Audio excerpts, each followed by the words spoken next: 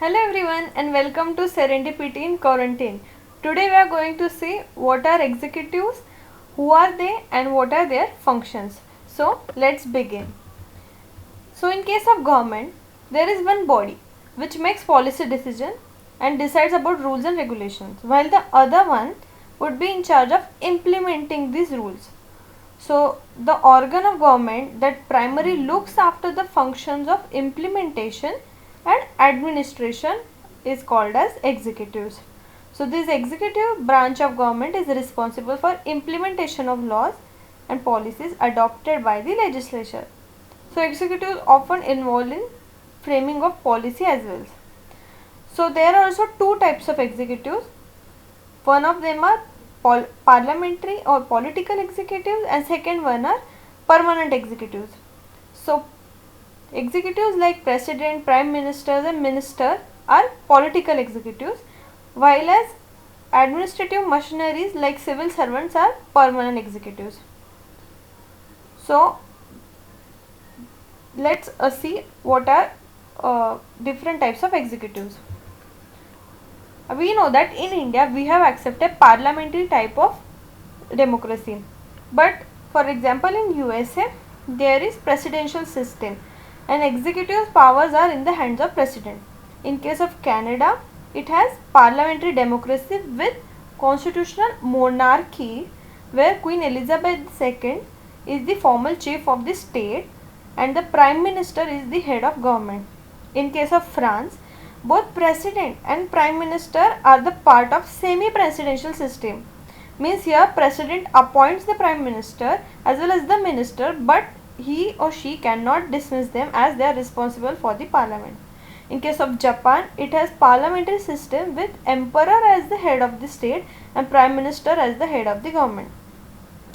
And there are different names for these executives. For example, in case of Germany, there is also parliamentary system with president as the head of ceremonial head of the state and chancellor is the head of the government.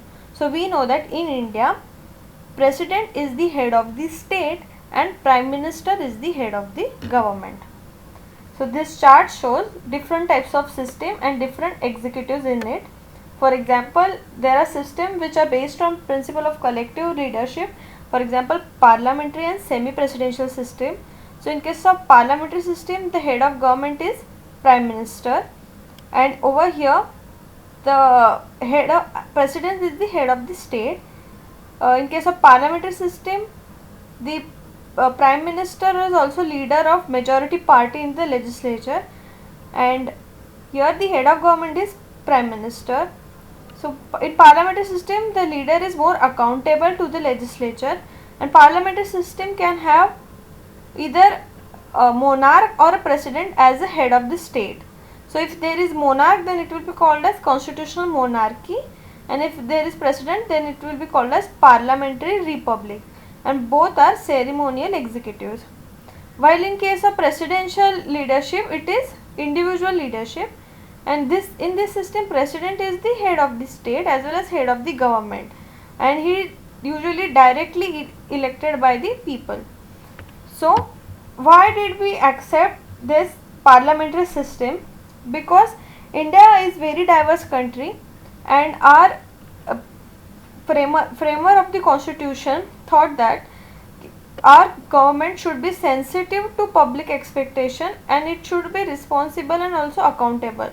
So there was only two options, parliamentary system or presidential system. But in case of presidential system, there is always danger of personality cult.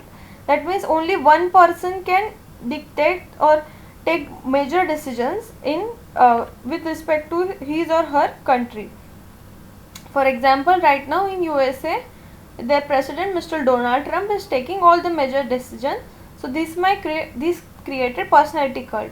But makers of Indian Constitution wanted Indian government that would have strong executive branch, but at the same time enough safeguards to check against personality cult. Hence, they selected parliamentary system. So here executives will be always answerable and controlled by the legislature or people representatives. So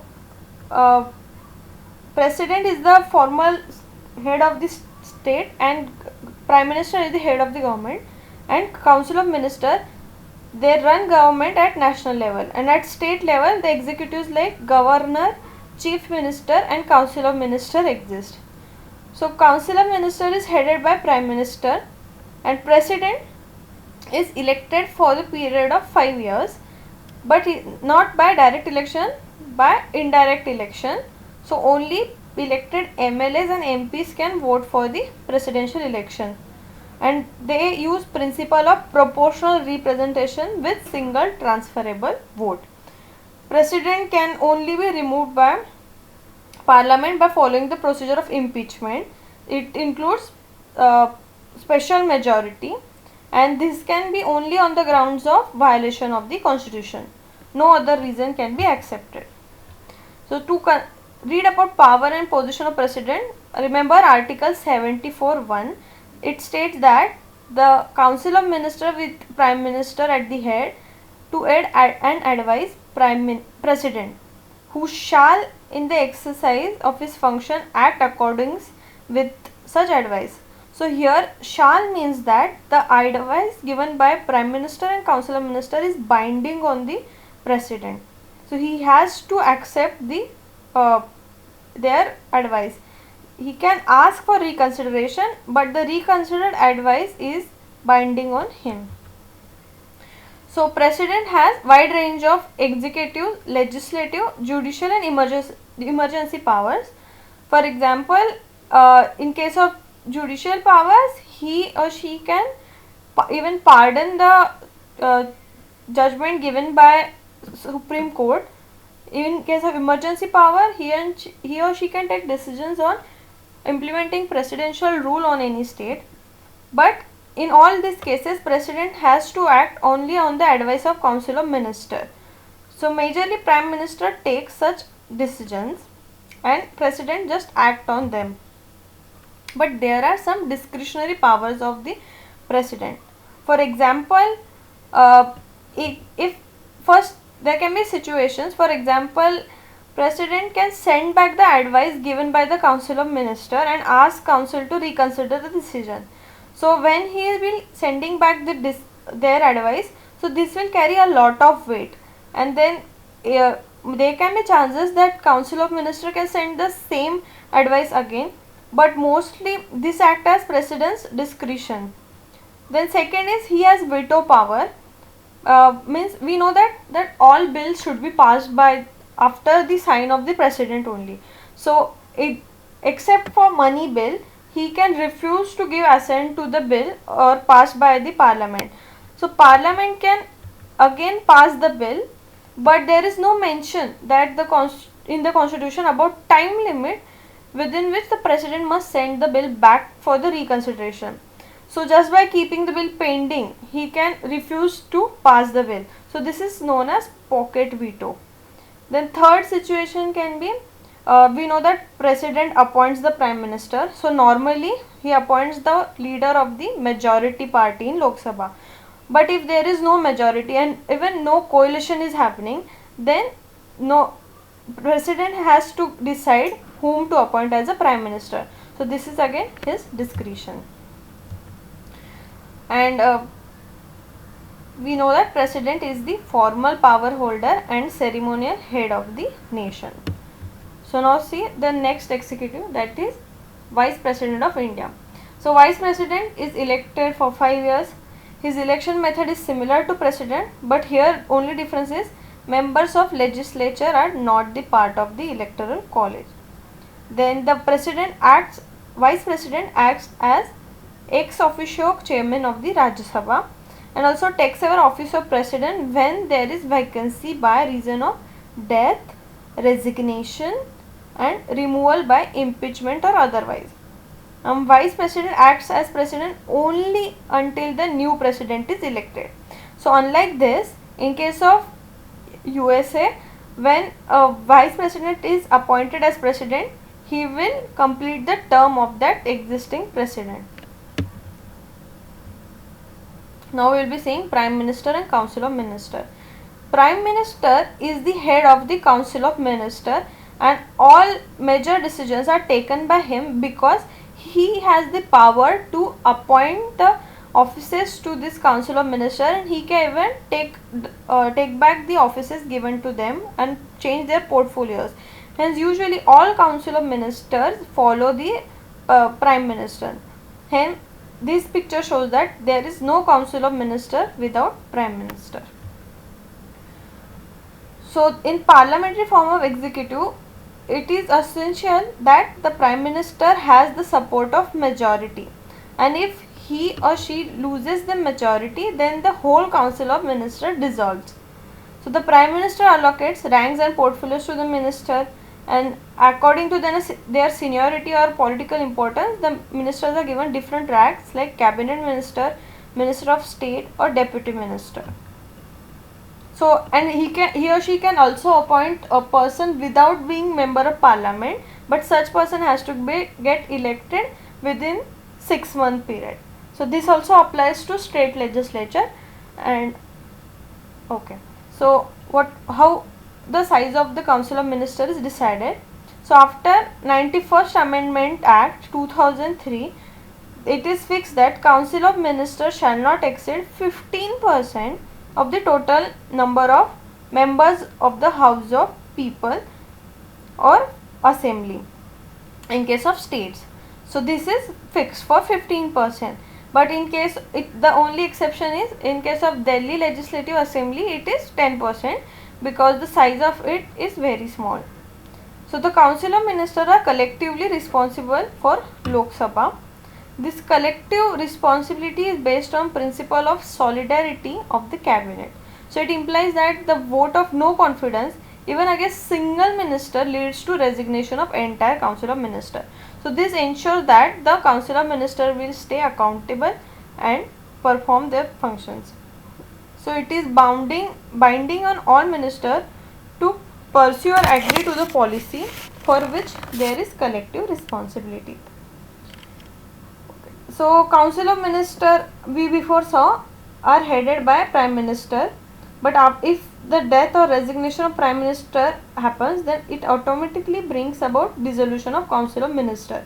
But if the member gets if there is demise or dismissal or resignation of minister, then it only creates ministerial vacancy. So the prime minister also acts as link between council of minister and president. So here constitution provides obligation to prime minister to communicate to president all the decision of council of minister relating to administration and of affairs of union and proposals of legislation. So this ensures that president is included in all decisions. Okay, so now we'll be seeing what are permanent executives, that is in case of bureaucracy. So these are the trained skilled officers who work as permanent employees of the government, and they are assigned task of assisting the minister in formulating policies and implementing these policies. So these are the permanent executives. So they are also politically accountable and politically neutral. This means that in case of bureaucracy, they will not take any political position on policy matters, and even if the party changes, then they will function politically neutral.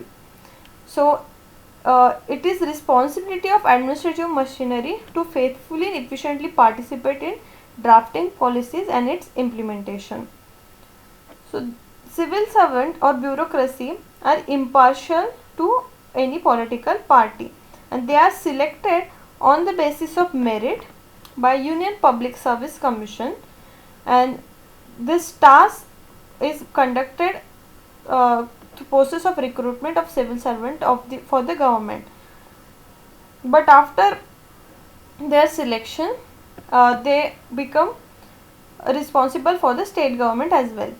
So their removal or suspension is subject to thorough inquiry made by the judge of Supreme Court.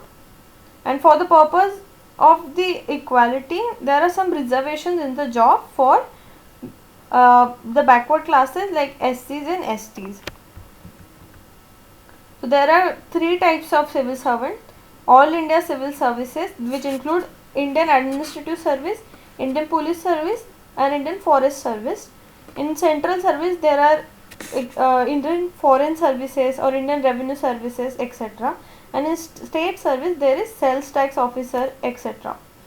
So an IAS officer or IPS officer is assigned to particular state where he or she works under supervision of state government. However, IAS officer is appointed by the central government and they can go back to their service in central government, and only central government can take disciplinary actions against them. Apart from IAS and IPS officer appointed by UPSC, the administration of state is looked after officers appointed by State Public Service Commission. For example, in case of Maharashtra, there is Maharashtra State Public Service Commission. So, bureaucracy is an instrument through which welfare policies of the government must reach the people. But sometimes the political interference can also create hindrance in the performance of their duties. So, there are some measures like right to information to make bureaucracy more responsible and accountable. So this was the end of the chapter called executive. If you like this video, please like, share and subscribe to this channel. And if you are interested in this topic, please like the video called working of institution. I will be sharing the link in the description as well as at the end of this video. Thank you for watching.